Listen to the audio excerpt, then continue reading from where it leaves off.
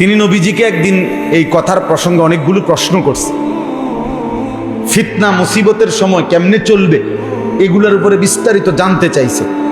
তো বলতে বলতে এক পর্যায়ে নবীজিকে একটা শেষ কথা বলছে যে, ইয়া রাসূলুল্লাহ, যদি চারিদিকে ফিতনা ইমানের উপরে, ইসলামের উপরে এত বেশি মাত্রায় ছড়িয়ে পড়ে যে আমি চলার পথে, আল্লাহর পথে চলতে গিয়ে আমার সাথে আর কাউকে পেলাম না, তখন আমি একা কি করব?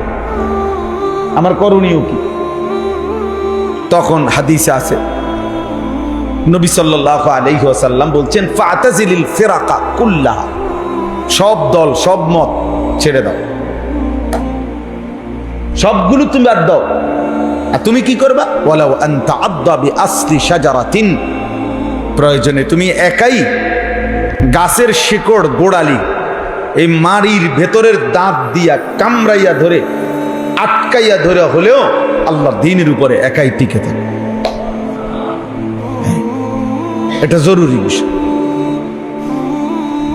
এই সমাজে আজকে আমাদের অনেক কষ্ট হইতেছে, এক একটা মাদ্রাসার ছাত্রদের ধরে রাখতে জান প্রাণ কষ্ট হইতেছে।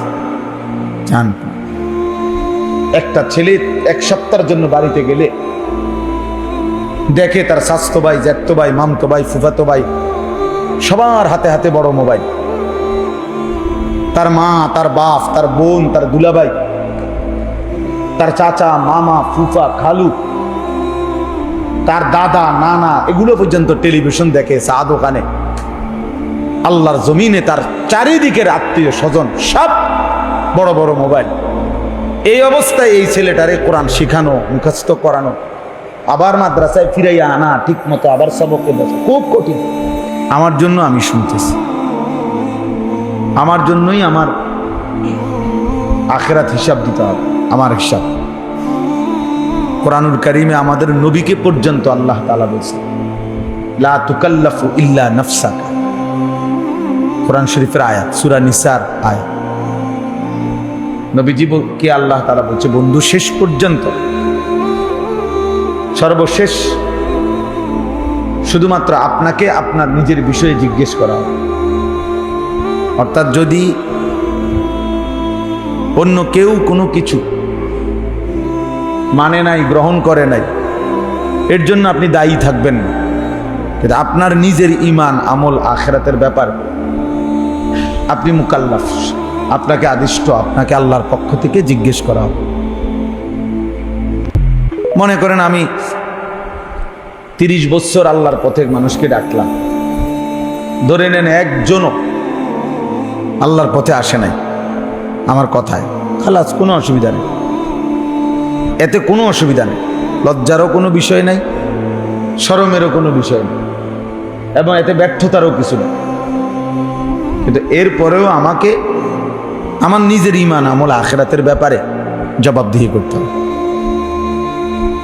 এটা নবীজিকে পর্যন্ত আল্লাহ বলছে, লা তুকাল্লাফু ইল্লা নাফসাকা। আপনি শুধু আপনার মুকাল্লাফ, আপনি নিজে শরীয়তের প্রত্যেকটা আমলের ব্যাপারে আপনি আদিষ্ট। এজন্যই পৃথিবীর কেউ যদি গ্রহণ না করে, না মানে, আপনি একাই করবেন। ফাকাতিল ফি সাবিলিল্লাহ, এটা হলো আয়াতের শুরু, এই আয়াতেরই শুরু অংশ। আল্লাহ তাআলা বলছেন, আপনি একাই আল্লাহর পথে যুদ্ধ করুন। অর্থাৎ যদি দেখেন যুদ্ধের ময়দানে আপনার অনুসারী একজনও নাই, সরে গেছে সবাই, ময়দান ছেড়ে দিছে, তবু আপনি একাই যুদ্ধ করুন। এবং এটা একটা প্রেক্ষাপটে নাজিল হয়েছে। নবীজি সাল্লাল্লাহু আলাইহি ওয়াসাল্লামের জীবনে একটা যুদ্ধ ছিল, হুনাইনের যুদ্ধ, মক্কা বিজয়ের পরে। ওই যুদ্ধে মুসলিম সৈন্য নবীজির সাথে সাহাবা ছিল 12,000, আর কাফের ছিল মাত্র 4,000। নবীজি সাল্লাল্লাহু আলাইহি সাল্লামের জীবনে একটাই যুদ্ধ, যে যুদ্ধে মুসলমান বেশি ছিল, কাফের কম ছিল, মানে নবীজির জীবন। ওই যুদ্ধের নামই হলো হুনাইনের যুদ্ধ। হুনাইন একটা জায়গার নাম। তো মুসলমান হলো, সাহাবা হলো 12,000, কাফের হলো মাত্র 4,000। অথচ এর আগে পিছে সব যুদ্ধেই মুসলিম কম ছিল, কাফের বেশি। এই যুদ্ধে এই 12,000 সাহাবী যেহেতু বেশি, 3 জনে 1 জন, ওরা হলো মাত্র 4,000। তো কোন কোন সাহাবীর অন্তরে এই কথা মনে মনে আসছে আর কি, যে আজকে আর কি যুদ্ধ করবো, একটা গেলে এসে আর কি, এর চাইতে কত কম দিয়া উড়ে এলাইছি। আর এখন তো আমরা এমনিতেই 12,000, ওরা মাত্র 4,000। এগুলার যুদ্ধ করবো কি? এগুলো তো ফু দিলেই উড়ে যাবে, যেরকমই একটা ভাবনা আসছে আর কি মনে মনে। আল্লাহ তাআলা সেটা পছন্দ করেন না। ফলে যুদ্ধের ময়দানে যখন ঢুকছে, প্রথম আক্রমণেই 4,000 কাফের এমন তীব্র আক্রমণ করছে, 12,000 সৈন্য নিমেষের মধ্যে ময়দান ছেড়ে দিছে, ছত্রভঙ্গ হয়ে গেছে। মাত্র 6 জন সাহাবী কিতাবে আছে সর্বশেষ ময়দানে টিকছে, আর সব ময়দান ছেড়ে এলোমেলো হয়ে গেছে। কিন্তু ওই সময় আল্লাহর নবী সাল্লাল্লাহু আলাইহি ওয়াসাল্লাম এই অবস্থায়, এই চূড়ান্ত বিপদের মুহূর্তে তিনি একাই আপন জায়গায় একদম মজবুতের সাথে দাঁড়ায়ছেন, মানে তিনি এক সুতাও পিছপা হন। তো এই কথাটাই আল্লাহ নবীজিকে বলছে, ফাকাতিল ফি সাবিলিল্লাহ, আল্লাহর পথে আপনি একাই যুদ্ধ করেন। ঠিক আছে, সব চলে গেছে, কোনো অসুবিধা নেই। কেন? লা তুকাল্লাফু ইল্লা নাফসা, আপনাকে আপনার ব্যাপারে আদিষ্ট জিজ্ঞেস করা।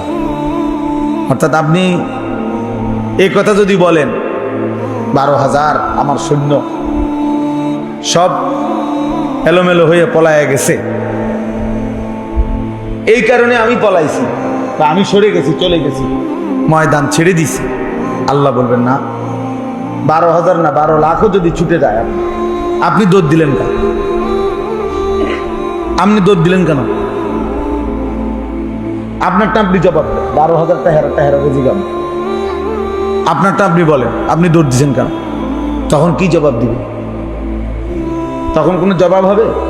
এইটা একজন ইমানদারের শেষ কথা, এটা যে এই পৃথিবীর যদি কেউ আমার কথা না শুনে, আল্লাহর পথে না চলে, তবু আমাকে একাই আল্লাহর পথে চলতে হবে। এইটা একটা গুরুত্বপূর্ণ সবক। আমাদের সমাজে আমরা শয়তানের প্ররোচনায়, নফসের ধোকায় আমরা অনেকটাই এটা করি যে আর যা 10 জনের যেই গতি, আর আমারও সেই গতি, আমি একজন আর কি রূপ, উনি একজন আর কি করি, এই জন্য উনি বাইসা গেছে, গুনাহের সাথে নাফরমানির সাথে বাইসা গেছে। যা গ্রামের আশেপাশে সবার বিয়ার মধ্যেই গান বাদ্য, ঢোল তবলা, নারী পুরুষ এক লগে খাওয়ায়, আর আমি আর আলগা প্যান্ডেল করে বেরিয়ে লেগে কে যায় এত ঝামেলা করতে, বাতে না দুগা খাইব, বেডিত মানুষ খাইয়া আবার যাইব গা, দেও এক লোকে বয়া এলাম,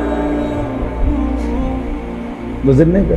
মানে কি, কাপুরুষ মানুষের কারণে হাল ছেড়ে দিছে, নিজের আখিরাত বরবাদ করে দিছে।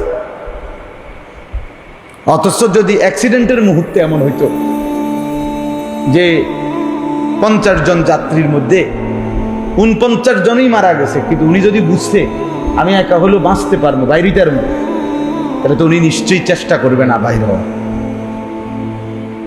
কথা বলেন, একটা বাসে অ্যাক্সিডেন্ট হয়েছে, এখন 49 জনই মনে করেন আহত বা মারা গেছে, একজন লোক বুঝতেছে যে আমি এখনো মরি নাই, আমি বের হইতে পারবো, এখন উনি কি বলবে? না আমি কি লেগার বাইরে, 10-এর যেই গতি আমারও সেই গতি, এটাই তো বলবে, ঠিক না? তো কি করবে সে? একা হলেই কি করবে? তো এইটাই এখানেও কি এটাই, আখিরাতের বেলায়ও কি এটাই, যে আমি বলছি রাত দিন সবাই আমি ডাকছি স্ত্রী, সন্তান, ছেলে, মেয়ে, দেশবাসী, মহল্লাবাসী, কিন্তু কেউ শুনলো না।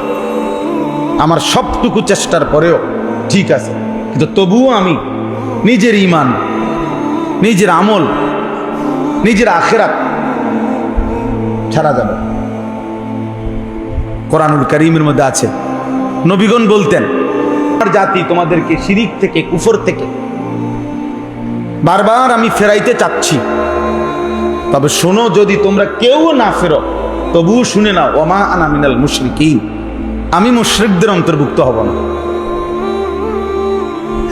আমি মুশরিকদের অন্তর্ভুক্ত হব না।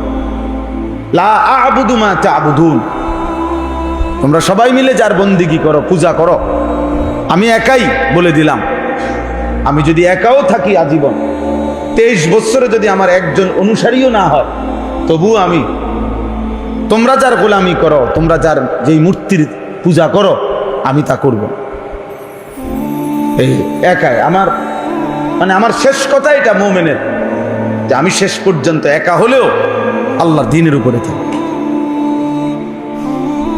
এখান থেকে মুক্তি নেই, এখান থেকে নিস্তার নেই।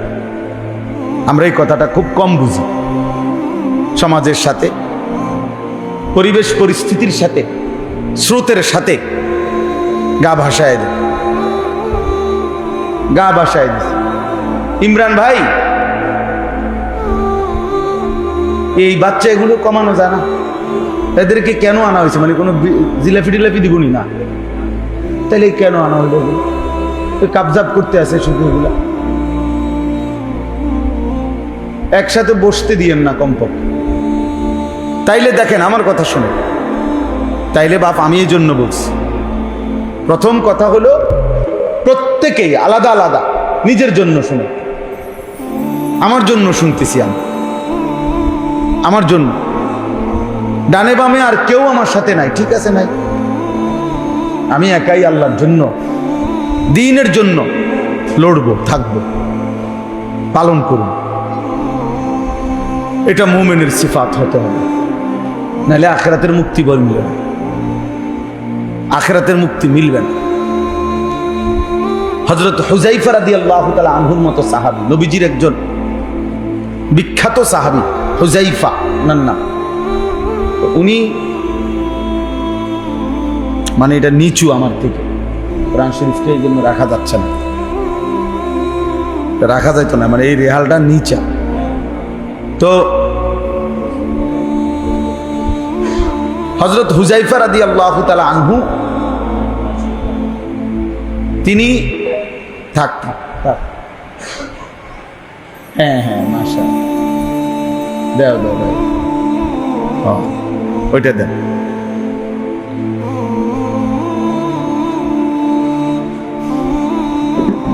এবার ঠিক আছে, জাযাকাল্লাহ। তো হযরত হুযায়ফা রাদিয়াল্লাহু তাআলা আনহু এই নবীজি সাল্লাল্লাহু আলাইহি সাল্লামের একজন বিখ্যাত সাহাবী। তো তিনি একদিন নবীজিকে একটা লম্বা হাদিসের একটা অংশ বলতেছি আর কি লাস্টে, তিনি নবীজিকে একদিন এই কথার প্রসঙ্গে অনেকগুলো প্রশ্ন করছে। ফিতনা মুসিবতের সময় কেমনে চলবে এগুলোর উপরে বিস্তারিত জানতে চাইছে।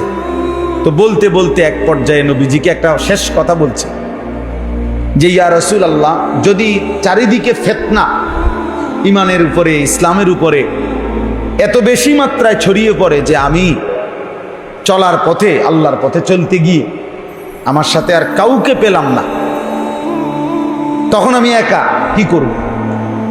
আমার করণীয় কি? তখন হাদিসে আছে, নবী সাল্লাল্লাহু আলাইহি ওয়াসাল্লাম বলছেন, ফাতাজিলিল ফিরাকা কুল্লাহা, সব দল, সব মত ছেড়ে দাও, সবগুলো তুমি বাদ দাও। আর তুমি কি করবা? ওয়ালাউ আনতা আদদা বিআসলি শাজারাতিন, প্রয়োজনে তুমি একাই গাছের শিকড় গোড়ালি, এই মাড়ির ভেতরের দাঁত দিয়া কামড়াইয়া ধরে, আটকাইয়া ধরে হলেও আল্লাহর দ্বীনের উপরে একাই টিকে থাকে। এটা জরুরি বিষয়। এই সমাজে আজকে আমাদের অনেক কষ্ট হইতেছে, এক একটা মাদ্রাসার ছাত্ররে ধরে রাখতে জান প্রাণ কষ্ট হইতেছে। জান একটা ছেলে এক সপ্তাহের জন্য বাড়িতে গেলে দেখে তার স্বাস্থ্য ভাই, জ্যাঠতো ভাই, মামতো ভাই, ফুফাতো ভাই সবার হাতে হাতে বড় মোবাইল। তার মা, তার বাপ, তার বোন, তার দুলাভাই, তার চাচা, মামা, ফুফা, খালু, তার দাদা, নানা এগুলো পর্যন্ত টেলিভিশন দেখে চা দোকানে। আল্লাহর জমিনে তার চারিদিকের আত্মীয় স্বজন সব বড় বড় মোবাইল। এই অবস্থায় এই ছেলেটারে কোরআন শিখানো, মুখস্থ করানো, আবার মাদ্রাসায় ফিরাইয়া আনা, ঠিক মতো আবার সবকে বসে, খুব কঠিন, রীতিমতো যুদ্ধ, রীতিমতো যুদ্ধ। খুব কষ্ট হয় এখন, খুব কষ্ট। সেদিন আমার এক অভিভাবক ঢাকায়, আমাদের মহব্বত করে একজন ভাই, ওনার ছেলে ঢাকা পড়ে, হিফজখানায় 7 পারা পড়ছে, এখন বাড়িতে চলে আসছে। আইসা বলতেছে তার আব্বা আমার চাচাতো ভাইয়ের সাথে ফুফাতো ভাই সবাই উচ্চ শিক্ষিত হচ্ছে, আর তোমরা আমার মূর্খ বানাবার জন্য এখানে ফেলে রাখছো। আমি এটা বুঝছি। 12 থেকে 12.5 বছরের বাচ্চার এই বুঝ আসলো যে আল্লাহর কোরআন করতে গিয়ে তারে মা বাপ মূর্খ বানায় দিতেছে, আর তার সাথের ছেলেরা সব উচ্চ শিক্ষিত হইতেছে। মানে ওরা সবাই 12 বছরে মাস্টার্স পাস করিয়া অন্য ঢাকা ইউনিভার্সিটির প্রফেসর হয়ে গেছে। এরমই তো বুঝাইলো, হে তো 12 বছর বয়সে কি সব ঢাকা ইউনিভার্সিটি পাস করে লাগছে নাকি? তো তুই কি বুঝাইলি? কে তার এই বুঝ দিল? এই আমার আশপাশ, তার আশেপাশে, তার আপন জনরাই, তুই কিতা করবি তুই? হ্যাঁ দেখতাম না তুই কি দিবি, এত বছর বুঝি কোরআন শরীফ পড়ন লাগে, হ্যাঁ হাফিজি করে কি দিবি, মানুষের বাড়ির দাওয়াত খাইবি, বুঝছেন না কথা? আর কি? তাইলে প্রতিদিন